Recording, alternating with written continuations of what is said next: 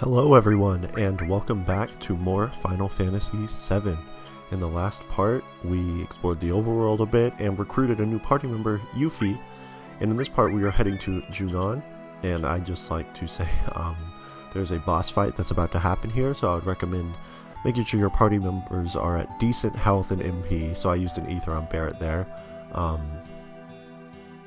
But yeah, it's not too bad of a boss fight, but we are just going to head straight down to the beach where the boss fight will take place and get this going. So there's this girl here who's playing with a dolphin. And then yeah. This game has a ton of boss fights in case you haven't noticed, and funny thing is, get this. So, these videos, anytime the boss theme plays, gets copyright claimed. It's only with the boss theme, and it's not from Squaresoft or Square Enix that's copyright claiming it. It's this different source that made a cover of the boss theme that's copyright claiming it. So that's just great. So. That's fun. It's a great song, but like, they didn't make this song, so it doesn't really make sense at all. YouTube's weird. Anyways, this boss fight has the gimmick of, this is kind of the boss fight that's supposed to teach you about how rows work and stuff, because you cannot hit it unless you have a long-range weapon. So, because it's up in the air. So I have the long-range materia on Cloud, so he's able to hit it, but anybody who doesn't have a long-range weapon has to cast magic on it. Which is why I brought Yuffie along, because Yuffie's mainly going to be casting magic in this fight, but in case, for whatever reason she can't, I believe this boss does have a move that can silence party members. She can still attack with her normal attack. Also, this boss fight does have a move. That move right there, that puts a party member in a bubble where they can't move until you cast a spell on the bubble, then it goes away. So we're just going to use Ice All so it hits him and Yuffie, so then the bubble's going to go away. Bada bing, bada boom, it's done. This boss fight really isn't too much to get worked up about. It has some painful moves, like a big wave can do quite a bit of damage, so just watch out for that. But other than that, I'm trying to poison it with bio, but I'm getting kind of bad luck. It can be poisoned, which is, can be helpful just to get some extra damage in. I'm having Barret just heal, Cloud use normal attacks, and Yuffie just casting bio, and eventually, this thing's gonna go down. Of course. But, yeah, not too bad of a boss fight at all. This is going to be, I guess you could say, a story-focused part. The story at this point is just we're trying to find Sephiroth, but this is the only battle we're getting into in this part. The rest of it is going to be kind of exploring around Junon, and we are actually getting off of this continent and going to the next continent, the continent to the west. So that's pretty cool. And there goes the fight, that's it. Not too bad at all. But yeah, so this is going to be main story stuff, not as much fighting or gameplay or anything like that. Not to say that there's going to be some major story revelations or anything in this part, but the story is, like, there's not going to be any real battling in this part besides that. What we're about to get here, so Priscilla here is, she's not doing great, so we got to do CPR on her, and this is like the slowest minigame of all time. If I'm playing the Switch or PS4 version, I'm always speeding this up because it takes 5 years. But you guys are going to sit through it with me, so have fun with that. It's very simple. All you have to do is breathe in, hold the square button, you breathe in all the way, then you push the square button again, and it releases the air. You just do that 5 times, and then she wakes up. But it just takes a very long time. But still, it's very simple. You can't really lose this minigame or anything like that, so don't worry about that. But yeah. Fun times. I guess I can talk about a bit while this is happening. If you could see, this is just a PlayStation 1 thing. PlayStation 1 games ran at a much lower resolution than most other game systems at the time, including like N64, all of that stuff. So you might notice, excuse me, playing N64 games on an HD TV. Of course, they still look dated, but the models still look pretty good. And for the most part, it looks like pretty crisp. Same with Super Nintendo games or any games like that. For the most part, yeah, for the most part, it looks pretty crisp and pretty good, especially if you're playing them on like Virtual Console on Nintendo systems or something. But PlayStation isn't like that. You might notice the models here are very jaggy. They're anti-aliasing basically didn't exist on the PlayStation, so the models are very jaggy and pixelated, especially from a distance. You can't even really tell like any features about them. There's just kind of a blob that looks like Cloud. Closer up it looks better, but PlayStation games just ran at a very low resolution, and if that bothers you, then definitely if you play this game, play the remasters that upscale the models so they look a lot sharper. And I can say that about all the PlayStation trilogy of games, because they all look pretty much like this. 8 and 9 look much better with higher quality character models and stuff, but the resolution is still the same. So I would recommend, if that really bothers you, to play the remasters of these games on more modern systems. But playing the originals do have their benefits, especially with Final Fantasy 8 and 9 that don't have analog movement in the remasters, and especially 9 has some pretty bad UI issues. But anyway, right now we're going to sleep, and there's this voice again talking to Cloud, kind of being like, "Hey Cloud, you went in Nibelheim 5 years ago. Why didn't you like see Tifa outside of, you know, her just being a tour guide and stuff? I brought this up in part 7, but that seems a little weird. Like, why didn't they see each other? They're childhood friends." And Cloud can't really remember why. So clearly, like I said, there's some holes in his memory about what happened 5 years ago. And now Cloud asks Tifa what's going on, and Tifa kind of avoids the question. And she kind of changes the subject quickly because something weird's going on outside. This song will probably get on your nerves because this song plays throughout the entire Junon sequence in this game, which is the rest of this part, so just get used to this song. But yeah, basically, go up the stairs, Cloud.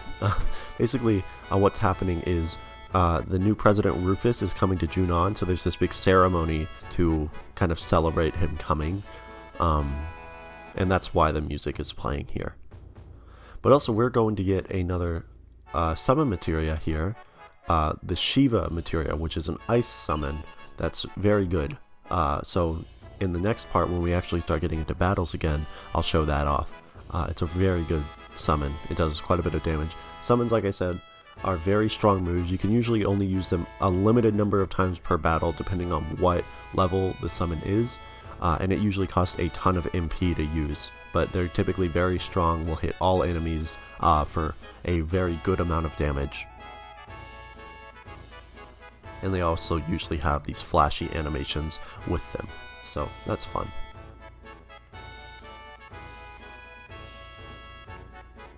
And now we need to get up to the top of Junon, and they're going to climb up this high voltage tower, and everyone's just like, "Yeah, you do it, Cloud. We'll just stop. We'll come by later. Don't worry about it."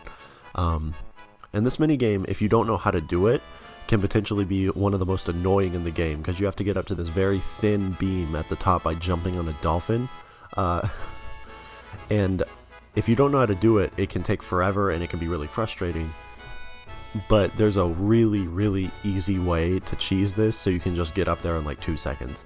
So that's what I'm gonna do. It's stupidly easy, and it's surprising that developers didn't see this. Or maybe they did and we're just like, yeah, let's just leave it in because this minigame's kind of annoying. Basically, you got to position the dolphin in a way so you can get up to the top beam, so you can get up to the top area of Junon. But the thing is, you don't have to position the dolphin at all. All you have to do, and I'll show it here, is press the square button twice, jump, and then press it again. Don't move at all, just press it twice. There you go. And that's how you do it. So hopefully that'll save you some trouble in your playthrough of this game if you are playing this game. Because, yeah. And we get this nice little FMV here of this airship. This is the high wind. Yes, this is the high wind. Trust me, we'll be getting back to the high wind later. I mean, every Final Fantasy game, you ride around on an airship at some point. Almost every one, anyway. The later ones kind of change that. Like 15 doesn't have an airship, but you get a flying car in 15. But tradition says you get an airship in Final Fantasy, and this game is no exception. So we'll come back to that. You don't get it until Disc 2, though, so we got a ways to go before we get it. But anyways, we are just going down here, and we're going into Junon to try to sneak onto just to see where Sephiroth is, pretty much. And also, like I said, we are going to another continent here in a bit. But this guy stops Cloud and is like, hey, get over here, because he thinks we're a Shinra soldier. Not a member of Soldier, but a soldier for Shinra. Even though we are wearing the soldier uniform, so I don't know why he doesn't think we're a member of Soldier, but whatever. So yeah, Cloud's gonna just change in to avoid any suspicion, and kind of disguise himself. But yeah. And we're gonna, there's gonna be a lot of mini games here, so yeah, like I said, this game has a lot of mini games. They're hit and miss, but these mini games are fun for the most part. Some of them are kind of stupid. One of them I still to this day don't really know how to do properly, but we'll see.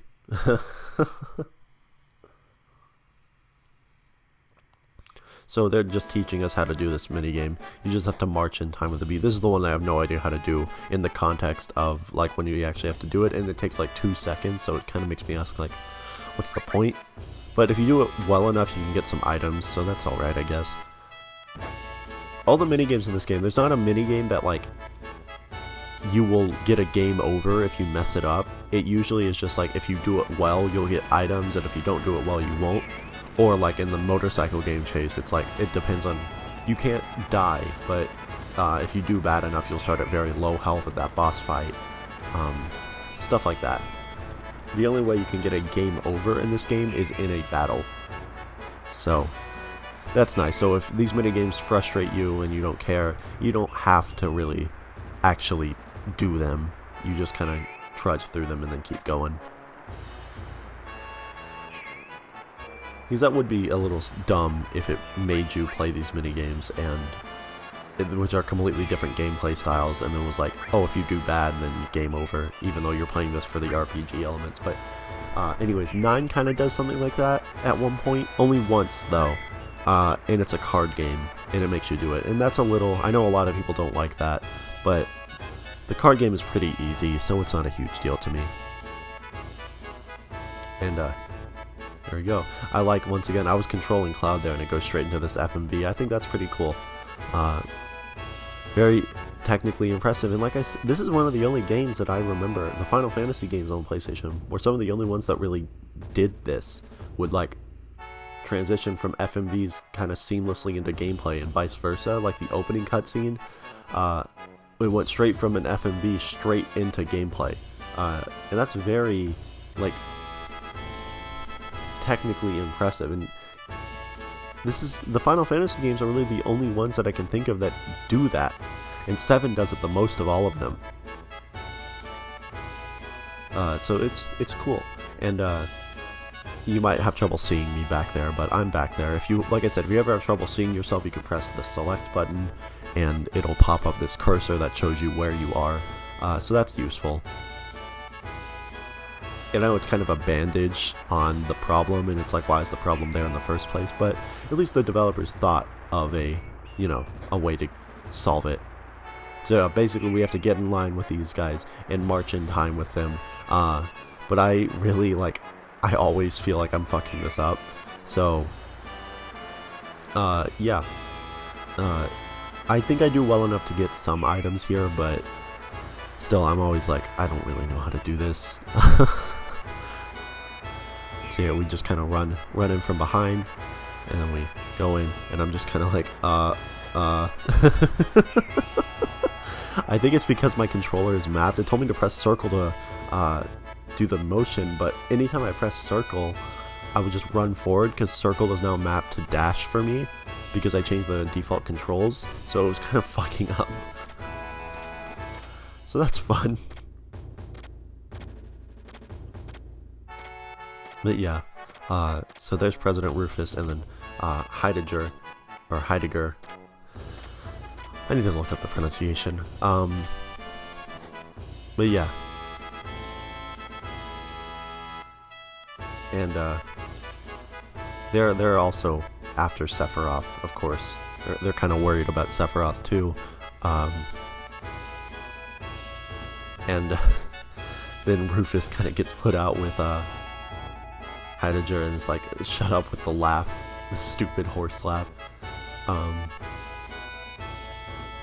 And then it's just this uncomfortable, like, okay. And this is where you realize Heidegger has this, he has some anger issues, as we'll see here.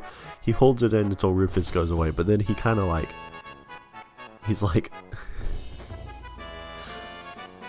yep, there he goes. He's like chasing after them. He's like throwing punches at the soldiers. Because, Shinra can do whatever they want. They're ruling the world. They can, it doesn't matter.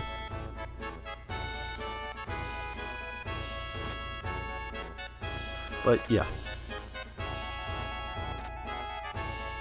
And there's the mention of Sephiroth.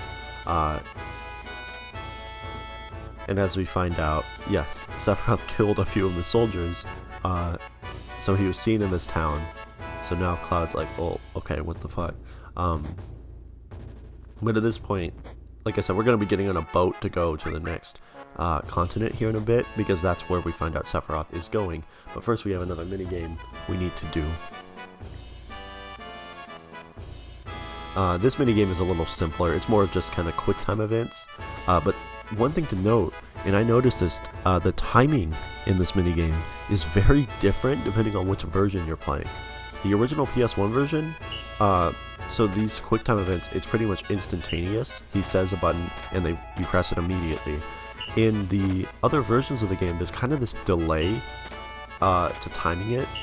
Like the other soldiers, to be in sync with the other soldiers, you kind of have to wait a second for them to actually do the timing. But here, as you can see, it's instant. So you have to have these much quicker reaction times than you did in any other version. Just something interesting to point out. I still do this minigame well enough to get the best item from it, which is a new weapon for Cloud, the Force Stealer, which is a really good weapon because it doesn't have as many materia slots as the Hard Edge, but it has a better attack power, and also has double AP growth, which means the AP you get from battle, whatever materia is equipped onto that weapon with the double AP, it will get double the amount of AP from battle. Only materia equipped on that weapon will do it. But still, that's really good for, if you want to level up materia. So you should always pay attention to stuff like that. Later in the game, you'll get even stuff that has triple growth, and also everyone's ultimate weapons. There's the Turks there too. They're looking for Cloud and the gang. But everyone's ultimate weapons has no materia growth at all. So the materia can't level up on everyone's ultimate weapons, which is important to note. Because if you get somebody's ultimate weapon but still want to level up materia, don't equip it onto that weapon. Anyways, I'm here buying some new materia. I'm going to buy Revive and Seal. I never really use Seal, but Revive, of course, is really good because it can bring somebody back from the dead without having to use a Phoenix down. So that's good. I'm just going into all these shops. I think there are items here and stuff. to find, and also there's the weapons shop here, so I'm going to be buying some new weapons for Barrett and Yuffie, who are going to be, they're going to be my party for a while. Oh, I just banged on something. Yeah, they're going to be my party for a while, so I'm going to mainly focus on getting weapons for them. Of course, for story reasons, at some points you have to bring along somebody or somebody won't be there, but Cloud, Barrett, and Yuffie, it's a good party. I like them. That's typically my go-to party in this game in general. But also, I will often use Cloud, Barrett, and Tifa, and also mixes of other party members that we will get later.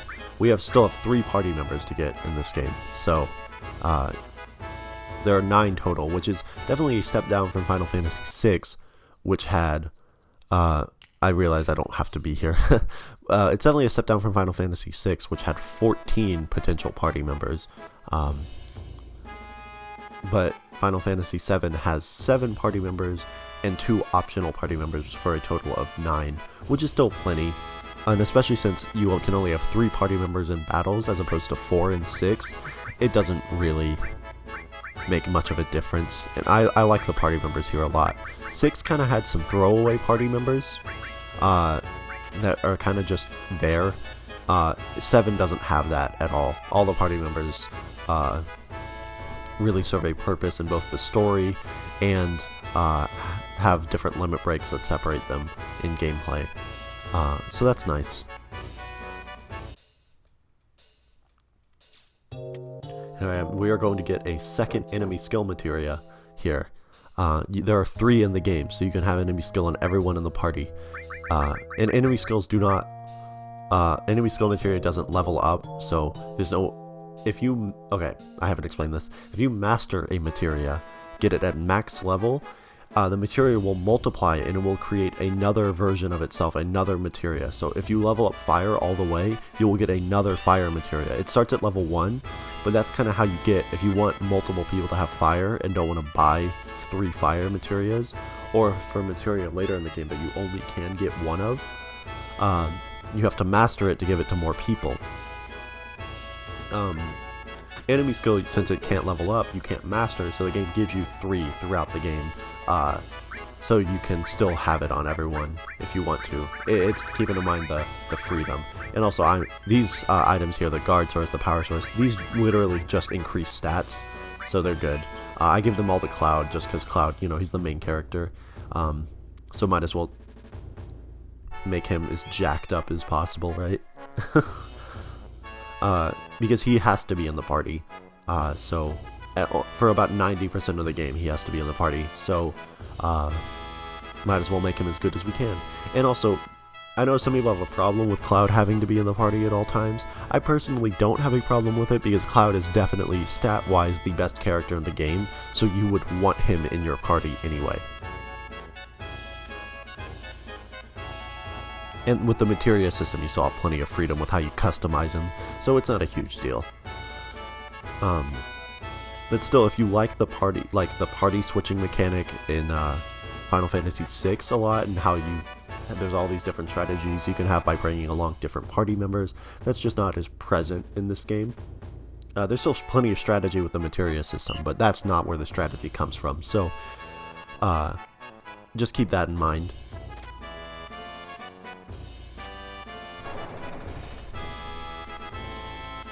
Alright, so this is the minigame. I still get enough, like I said, to get the best weapon, the best item from this minigame, but the timing is a lot more strict than the original PS1 version. And I kind of forgot about that. See, look, I'm kind of lagging behind a bit there. And I also mess up the final special move on accident, but it's okay. It's cool.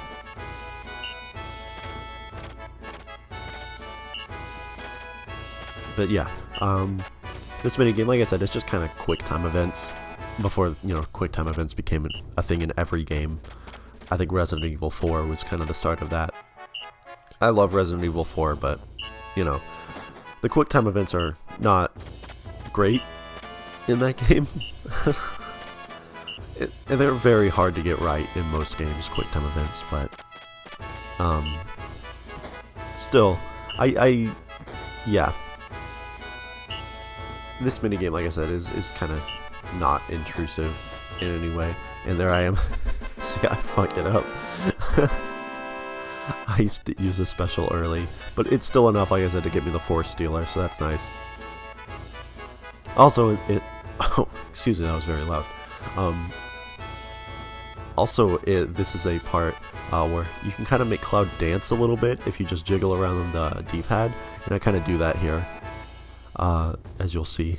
See, there I go.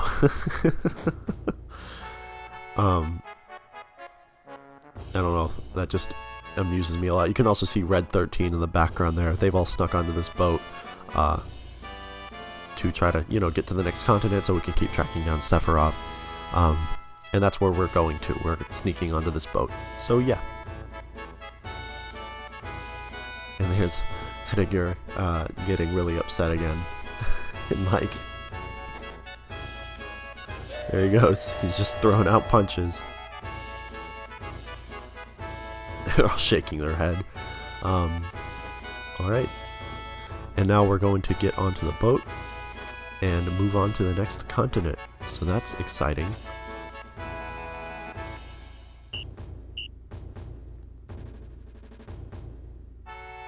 Okay, here we go. And there's somebody else sneaking on. Alright, and then he's asking us to follow him, but of course we're not. We're getting on the boat.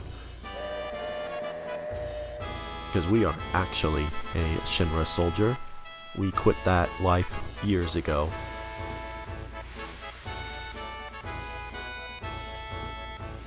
But yeah, off to continue the adventure. Another minor difference between this version of the game and the other versions, as you might notice, the overworld music doesn't reset after battles in the other versions, but if you go into a town and come back out, the overworld music will reset and start over. In this game, it doesn't do that. It remembers where the overworld music was, even if you go into a town and come out. It will pick up where it left off,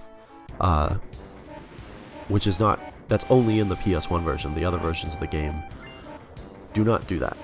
Anyways, we're on the boat now, and Yuffie gets very motion sick, so that's a kind of a running joke in this game. She does not do well on any kind of ship. No, there's Aerith there, asking about taking a, you know, she wants to go on the airship, so of course we're gonna be nice to her and be like, yeah, I'll take you someday. We'll go on that airship together. It'll be great. And we will be getting an airship later, like I said, because that's just a thing in Final Fantasy, so, you know, hopefully we'll get to keep our promise. And this is Tifa right here. And she's talking about how she hates, you know, war. And honestly, I agree. War kind of sucks. But we're about to end this part here, and we'll end it off on the best moment ever. You see that guy up there? He's acting a little weird, right? It's it's Red 13. He's trying to act like a human, and he can't walk properly, so he's just it's the jankiest thing ever. But anyways, guys, in the next part we will be going to the next continent, and I don't know, maybe get into some weird shit. I hope you guys are enjoying this series. I am certainly enjoying making it, and I will see you guys next time for more Final Fantasy VII.